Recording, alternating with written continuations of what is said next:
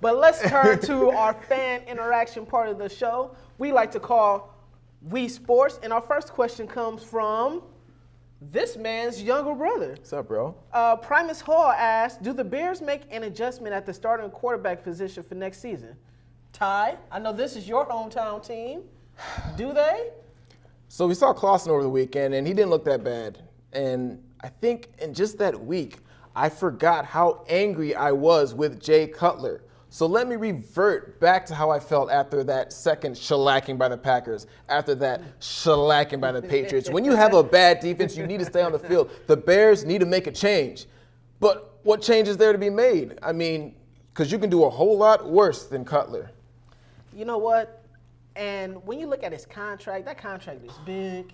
You know, I don't know who wants to trade for it. I don't know if they could have just flat out released him or different things of that nature. Personally, I don't think any adjustments need to be made at the starting quarterback position. Of course you don't.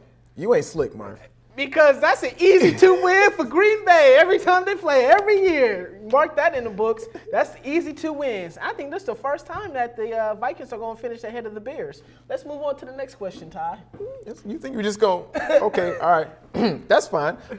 Keith Mensa, what up? Keith for the PH asks, will the Cavs regret trading Andrew Wiggins? No? I think they will. Eventually, long term, when you think about it, I think Andrew Wiggins has the potential of maybe being in the stratosphere of someone like a Kobe Bryant. But I understand what the Cavs are trying to do now. They're trying to win now because they have LeBron.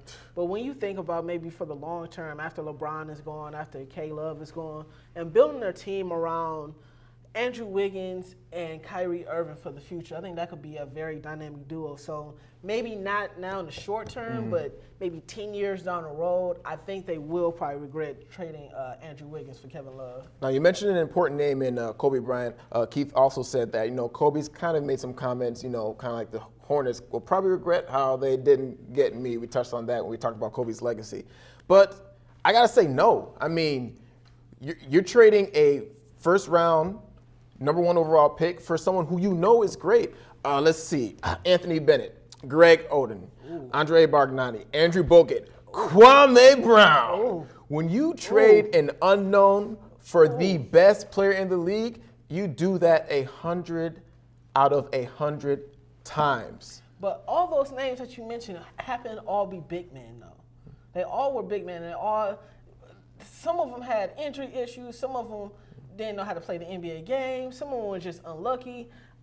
To me, I think Andrew Wiggins has it. Whatever it is, I think he has it. And our last question comes from our floor director / floor manager / intern, our better half. That's my better half that's sitting over there. Patrice Wainwright asks, does Michael Sam deserve his own reality TV show with Oprah? Obviously, the football thing didn't work out the way he wanted to. So my first inclination was, of course not. I mean, you need to accomplish, something like getting on the actual NFL roster before you can get a show. But then I sit back and think, Kim Kardashian has a show. The Real Husbands of whatever county or city. Real Wives. The Real Wives of whatever. I mean, this is enough to make me think I need to get on The Bachelor, have my own Bachelor show. You know what? So by all means, since all these folks never show with not necessarily the same amount of talent, go ahead, Michael Sam. Get your show, you and Oprah. I see.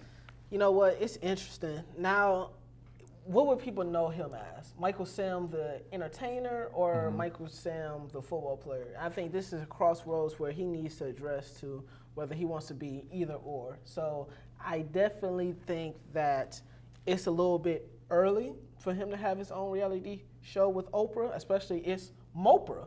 But I understand why. I understand why, but hopefully the football Michael Sam prevails over the entertainer Michael Sam.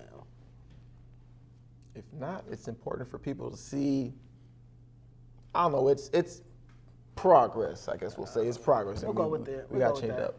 Well, I mean, that's all we have for today, folks. Again, appreciate you for watching, but please do not forget, like the video, like us on Facebook, follow us on Twitter, and while you're at it, go ahead and subscribe to that there YouTube channel.